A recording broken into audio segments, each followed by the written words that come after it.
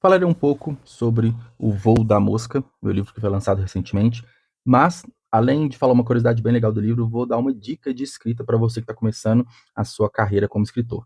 O Voo da Mosca, ele é composto por 5 contos, tá?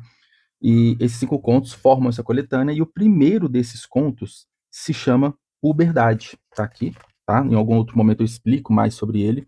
Mas no começo, né, da idealização dessa coletânea, a ideia é que eu colocasse um prólogo, porque esse prólogo narraria a origem dos corpos amarelos, ajudando novas pessoas que estão conhecendo a minha leitura a se ambientarem, se contextualizarem em relação ao universo dos corpos amarelos. E aí que está o ponto. Eu não chamei, né, de prólogo de fato, e sim puberdade, porque foi um texto que ficou um pouco maior do que eu imaginava, e é, ele tinha sustentação suficiente para ser um conto, tá? Mas é aí que vem a dica de escrita.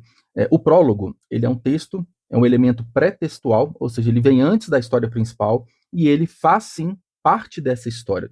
É muito comum utilizarmos o prólogo para narrar um evento que aconteceu, um exemplo, um ano antes, né, dos eventos principais, do texto principal, ou colocar o leitor numa cena de ação impressionante para que ele se sinta engajado e mais motivado a ler o texto, tá? Então, geralmente, né, é um recorte da história principal, nós colocamos como prólogo. Agora, o prefácio, ele também é um elemento pré-textual, porém, esse texto ele não faz parte da história, apesar de ser uma informação, né, dados ali, informações interessantes e complementares à experiência do leitor. E é muito comum chamarmos uma pessoa, né, externa para fazer o prefácio do nosso livro. E essa pessoa ela pode falar um pouco sobre como conhecer o autor, como conhecer a história, ou então eu posso, né, convidar um exemplo, uma pessoa fazer o prefácio de um futuro livro meu contando como que ela conheceu o universo dos corpos amarelos, como que isso impactou ela e por aí vai. Então é um texto não obrigatório para entendimento da história e que não faz parte da história em si, mas um complemento bem legal